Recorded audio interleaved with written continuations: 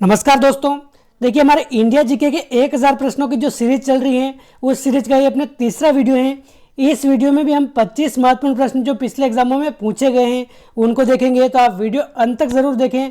और पिछले वीडियो पे अगर आपने नहीं देखे हैं तो उन सभी की प्लेलिस्ट बनी हुई है और प्लेलिस्ट की लिंक दे रखी है अपने डिस्क्रिप्शन में, वहाँ पर जाकर आप 1 बाय 1 करके सारे वीडियो देख सकते हैं। और देखिए, ये वीडियो विशेष तौर पर पीटीटी एग्जाम के लिए काफ़ी महत्वपूर्ण है, क्योंकि पीटीटी एग्जाम में इंडिया जीके के इसी टाइप के क्वेश्चन बार बार रिपीट होते हैं। तो देखिए, देखते हैं इस वीडियो का हम पहला प्रश्न। तो देखिए, पहला प्रश्न है, पद्मावत किसकी रचना है? तो देखिए, पद्मावत ग्रंथ किसकी रचना है? ये अपने हो जाएगा क्या आंसर? मलिक मोहम्मद जायसी की रचना है। मलिक मोहम्मद जायसी की रचना कौन सी है? पद्मावत। तो आप ध्यान रखें। और इसकी अगर भाषा पूछ ले तो ये अपने अवधी भाषा में है, अवधी भाषा, और ये अपने मलिक मोहम्मद जायसी हो जाएगा इसका सही आंसर। अगला प्रश्न है, किसने मुगल साम्राज्य की राजधानी आगरा से दिल्ली स्थानांतरित की थी? तो देखिए, मुगल साम्राज्य की राजधानी हमने पिछले वीडियो में बात की थी। ये कौन से शासक हैं? शाहजहां ने मुगल साम्राज्य की राजधानी अपने आगरा से दिल्ली स्थानांतरित की थी। और दिल्ली का जो लाल किला है, लाल किले का निर्माण भी किसने कराया था? शाहजहां ने कराया था। तो आप ध्यान रखें, ऑप्शन डी। भारत में ग्रांड ट्रक रोड किसने बनाई थी? तो देखिए, ग्रांड ट्रक रोड हमने पिछले वीडियो में देखा था। कलकत्ता से कहाँ तक है? अमृतसर तक है। लेकिन इसका निर्माण किसने कराया था, ये अगर पूछ ले तो ये निर्माण कराने वाला कौन है? शेर शाह सूरी। ऑप्शन फर्स्ट हो जाएगा अपने सही आंसर।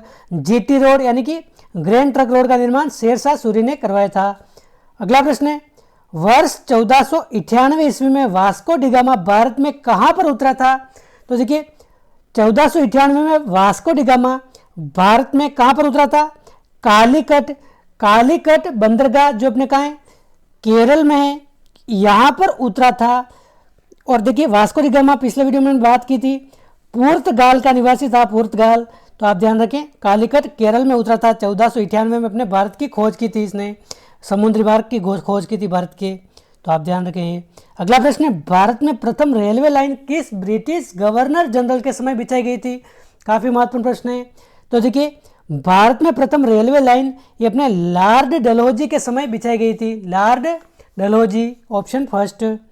अगला प्रश्न है, स्वामी विवेकानंद का मूल नाम क्या था? तो देखिए, स्वामी विवेकानंद का मूल नाम नरेंद्र नाथ दत्त था। नरेंद्र नाथ दत्त स्वामी विवेकानंद का मूल नाम था। अगला प्रश्न है, प्रार्थना समाज के संस्थापक कौन है? तो देखिए, प्रार्थना समाज के संस्थापक दयानंद सरस्वती, राजा राम मोहन राय, स्वामी सहजानंद या फिर आत्माराम पांडुरंग। क्या हो जाएगा इसका सही आंसर? प्रार्थना समाज की स्थापना की थी अपने आत्माराम पांडुरंग ने। ऑप्शन डी हो जाएगा अपने सही आंसर। 1867 में प्रार्थना समाज की स्थापना की थी आत्माराम पांडुरंग और महादेव गोविंद रानाडे, इन दोनों ने मिलकर प्रार्थना समाज की स्थापना की थी। अगला प्रश्न है, आधुनिक युग का मनु किसे कहते हैं? आधुनिक युग का मनु ये कहते हैं भीमराव अंबेडकर, यानी कि BR अम्बेडकर को। अगला प्रश्न है, अस्पृश्यता अपराध अधिनियम कब पारित हुआ? तो देखिए, अस्पृश्यता यानी कि छुआछूत का अंत, ये अपराध अधिनियम कब पारित हुआ? 1955 में। ऑप्शन सी हो जाएगा अपने सही आंसर। और देखिए, 1955 में ये पारित हुआ और 1976 में इसमें संशोधन किया गया।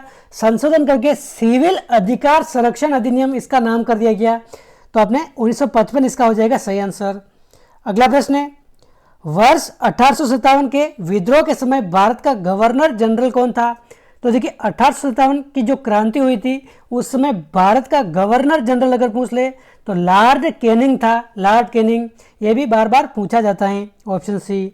अगला प्रश्न है, भारतीय राष्ट्रीय कांग्रेस के प्रथम अध्यक्ष कौन थे? देखिए, पिछले वीडियो में हमने बात की थी 1885 में भारतीय राष्ट्रीय कांग्रेस की स्थापना की गई, 28 दिसंबर 1885 में A.O. ह्यूम के द्वारा। लेकिन पूछा जाए प्रथम अध्यक्ष कौन थे, तो प्रथम अध्यक्ष थे अपने व्योमेश चंद्र बनर्जी या फिर W.C. बनर्जी। इसका हो जाएगा सही आंसर, ऑप्शन बी। अगला प्रश्न है, भारतीय क्रांति की जननी किसे कहा जाता है? तो देखिए, भारतीय क्रांति की जननी किसे कहते हैं? ये कहते हैं अपने मैडम भीखाजी रुस्तम कामा को। मैडम भीखाजी रुस्तम कामा को भारतीय क्रांति की जननी कहा जाता है। अगला प्रश्न है, किसने कहा था कि तुम मुझे खून दो मैं तुम्हें आज़ादी दूंगा? तो देखिए, ये कहा था अपने सुभाष चंद्र बोस ने। जय हिंद नारा भी इन्हीं का है। और तुम मुझे खून दो मैं तुम्हें आज़ादी दूंगा, ये भी अपने सुभाष चंद्र बोस का ही नारा है, तो आप ध्यान रखें। अगला प्रश्न है, स्वराज्य पार्टी की स्थापना कब हुई? स्वराज्य पार्टी की स्थापना 1923 में हुई है। ऑप्शन फर्स्ट 1923, 1 जनवरी 1923 को स्वराज्य पार्टी की स्थापना किसने की? चित्तरंजन दास और मोतीलाल नेहरू ने। चित्तरंजन दास व मोतीलाल नेहरू ने स्वराज्य पार्टी की स्थापना की 1923 में। अगला प्रश्न है, रेगुलेटिंग एक्ट कब पारित किया गया? तो देखिए, रेगुलेटिंग एक्ट अगर पूछ ले तो 1773 में यह पारित किया गया, तो ऑप्शन फर्स्ट हो जाएगा अपने सही आंसर 1773। अगला प्रश्न है, भारत की संप्रभुता किसमें निहित है? राष्ट्रपति में, भारतीय संसद में, प्रधानमंत्री में, या फिर भारतीय जनता में? तो देखिए, भारत की संप्रभुता ये अपने भारतीय जनता में निहित है, भारतीय जनता में, ऑप्शन डी। प्रश्न 17 है, भारतीय संविधान के निर्माण में सर्वाधिक गंभीर प्रभाव निम्न में से किसने छोड़ा है? तो देखिए, सबसे ज्यादा प्रभाव किस अधिनियम का पड़ा है? 1935 का भारत सरकार अधिनियम, इसका सर्वाधिक प्रभाव पड़ा है। और देखिए, इसके अधिकांश भाग भारतीय संविधान में अपना लिए गए, तो अपने 1935 के भारत सरकार अधिनियम का सर्वाधिक प्रभाव है भारतीय संविधान पर, तो आप ध्यान रखें ऑप्शन डी।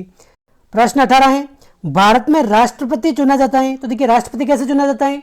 जो भी संसद के निर्वाचित सांसद होते हैं और विधानसभा के जो सदस्य होते हैं यानी कि विधायक, इनके द्वारा अपने राष्ट्रपति चुना जाता है, तो ऑप्शन डी हो जाएगा।